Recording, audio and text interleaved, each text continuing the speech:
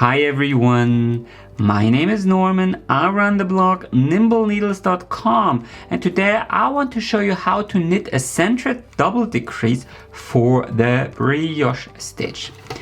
The br4st deck brioche 4-stitch decrease will merge 3 ridges into one, with the middle one coming out on top. It's a very complicated decrease. So in this video, I'll not only show you how to knit it, I will also try to explain to you what exactly you are doing. Because as you will shortly see, there's a lot of slipping stitches involved and you actually need a cable needle.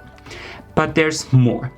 At the end of this video, I will also show you a very interesting alternative method that doesn't require a cable needle and even looks a tiny bit better on the right side. So let's dive right into it.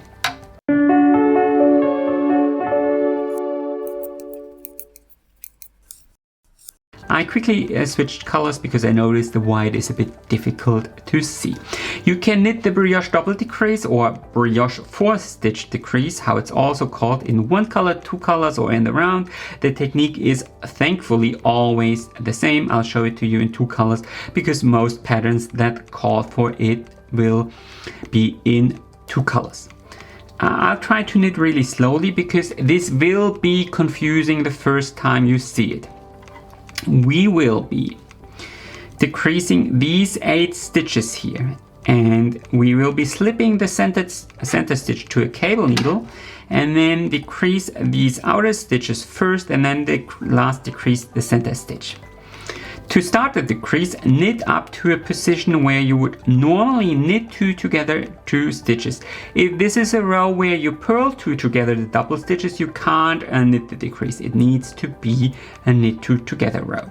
First, slip the double stitch knitwise with the yarn in the back, and then next a single stitch knitwise with the yarn in the back as well.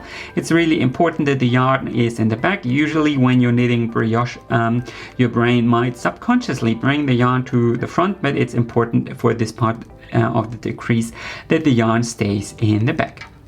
And then you slip the next double stitch to a cable needle. If you don't have a cable needle, you can also put it on a stitch marker or a stitch holder. You won't be needing the cable needle to actually knit. And then you knit 1 stitch. And then you pass the next single stitch over the one you just knitted. And then slip the remaining stitch back to the left needle. And then pass the next double stitch over it. Then slip the remaining stitch back to the right needle. And pass the next double stitch over it as well. And then pick up your cable needle and slip these stitches back to the left needle, or your stitch mark or whatever you use, and then pass this stitch to the left needle and then pass the double stitch over it, and then you can slip it back to the right needle, and there is your centered double decrease. So I hope you're not too confused now. Please comment if you got this decrease right on the first time. I'd be interested to know. I'll be showing, because there's a lot of slipping around here, I'll be showing you the decrease one more time. But before, let's take a quick look at some pictures so you actually understand what you're doing. You want to decrease 3 ridges into 1. This involves 9 stitches. But because you want to end up with 1 single knit stitch and a brioche knit, the decrease doesn't involve the first stitch. You just yarn over, slip 1 purlwise. And you want the center ridge to come out on top, so that's why you slip the center double stitch to a cable needle. And then you knit 1 stitch, and this creates a loop for the next row. And then you are basically binding off the stitches by passing them over the center stitch. It's a bit like tossing rings over a stick. So you start on the right, then you bind off these stitches, and you bind off these stitches, and this gives you a stack of 5 rings. And then you pick up the stitches from the cable needle and you pass them over as well, and you hide the stack behind this stitch. So with that knowledge, let's do the center double decrease for the brioche stitch one more time. So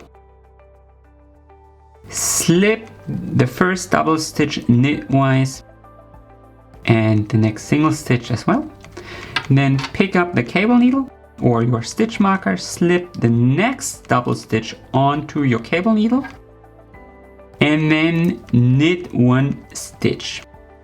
And now you start with the tossing or passing over. Pass over this stitch, then slip the stitch to the left needle, pass over that double stitch, slip it back to the right needle, and pass over the next double stitch as well.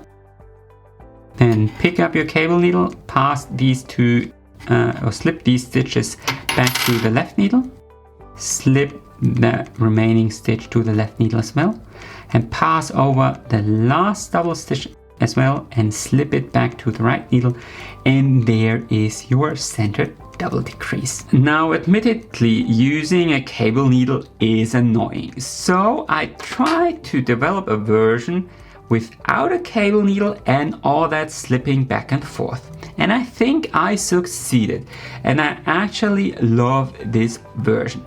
I'm calling it Norman's Alternative Brioche Double Decrease because I couldn't find any hints of this technique anywhere else. But before, shooting these videos takes a lot of time and effort. Knitting all the swatches alone took me 2 hours, so why don't you give me a big thumbs up or even subscribe to my channel to support my work, or leave a nice comment. I would love to hear what your biggest struggles with knitting currently are and how I can help you. Well, here's the thing you need to know. Brioche stitch is essentially a form of double knitting. You are knitting each row twice, and it's quite apparent if you slip all the yarn over slip on purlwise stitches to a separate needle, and then you push all the ridges together. So this looks a lot like stockinette stitch, right? So why am I showing you this? Well, what you can do is you can, as you are knitting each row twice, so you can stagger the decrease across 2 rows. So first you decrease these ridges here, and that will leave you 3 knit stitches next to each other, and then you knit a simple 3 2 together. Let me show you. So when you're knitting brioche in 2 colors, you have one leading color and a secondary color. So you knit across each row in green, and then one more time in red. So I want to decrease these 3 ridges in green here, which is my primary color, and I'm on the wrong side knitting across one more time in my secondary color. So you knit up to a position where the green ridge starts, and then you purl together these 3 stitches. If the yarn over is wrapped around, so I recommend bringing it into this position, and then you purl these 3 stitches together. You purl them together, and then you slip the next stitch purlwise with the yarn in front. If I want to decrease these ridges here, I would start in the primary color, and then you would have to slip with the yarn in the back. But in this case, slip with the yarn in front, and then you need to purl these 3 stitches together as well, but you need to do it through the back loop. And again, I recommend bringing this center stitch here to the front like this, so it looks a bit neater. And then you purl these 3 stitches together through the back loop. Now normally I wouldn't recommend purling 3 stitches. Oh, I didn't get it. Now normally I wouldn't recommend purling 3 stitches together through the back loop because it is quite complicated. But in brioche stitch, the stitches are so loose it usually isn't a problem at all. And in the next round you simply knit up to the position where the decrease starts, and then you need to knit these 3 together centered. So slip 2 stitches knitwise, knit 1 stitch and pass the slipped stitches over, and there is your centered decrease without a cable needle. Now let's compare the 2 decreases. These 2 were our basic versions, and this is my improved version. This one has 12 steps, mine only has 7, so purl 3 together twice with a slipped stitch in between, and then add a knit 3 together. So I think you save the cable needle and it's a bit easier to knit. I mean, both versions are incredibly complicated, and you know, if you want to decrease 9 stitches into one, it's bound to be complicated. But perhaps more important, I feel this version actually looks a bit neater because you get a nice slope here, whereas you have a really sharp angle here. And from the back side, well, my version has purl stitches here obviously, and here you get knit stitches, but then again you get a really elongated big loop here, whereas this is a bit tighter. The thing is, I don't really feel that the 2-colored brioche stitch with the creases is reversible, because the increases look kind of bad as well. So if you want to have a neat right side, this version is probably my favorite, but it's up to you. Now there's one last thing I want to show you in case you say, okay, I like the look and feel of the standard version better, but I really don't want to use the cable needle. So what you can do instead is you you can knit cables in knitting without a cable needle as well. I'll link you my video up in here, and it's the same technique. So you start by slipping the double stitch knitwise and the next knit stitch knitwise as well, just the way you did before. And now you would be slipping these 2 stitches to a cable needle. Instead, you insert your right needle into the next three stitches from behind, and then you press your thumb against the double stitch and your needle. You drop the double stitch and you pick it up straight away, and then you slip these 3 stitches back to the left needle, and then you start decreasing. So knit 1, pass over, slip to the left needle, pass a double stitch over. This can be a bit tricky. Pass the double stitch over, slip it back to the right needle, pass the double stitch over, and then slip it over. Now you would pick up the stitches from the cable needle, but they're already there, so pass them over as well, and this will result in exactly the same centered double decrease.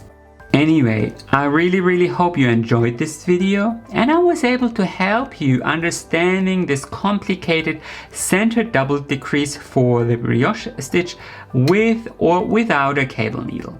Please give me a big thumbs up if you liked it, comment with your questions because, well, I probably guess there are some, and of course consider subscribing to my channel in case you don't want to miss any new videos. Happy knitting and enjoy the rest of your day!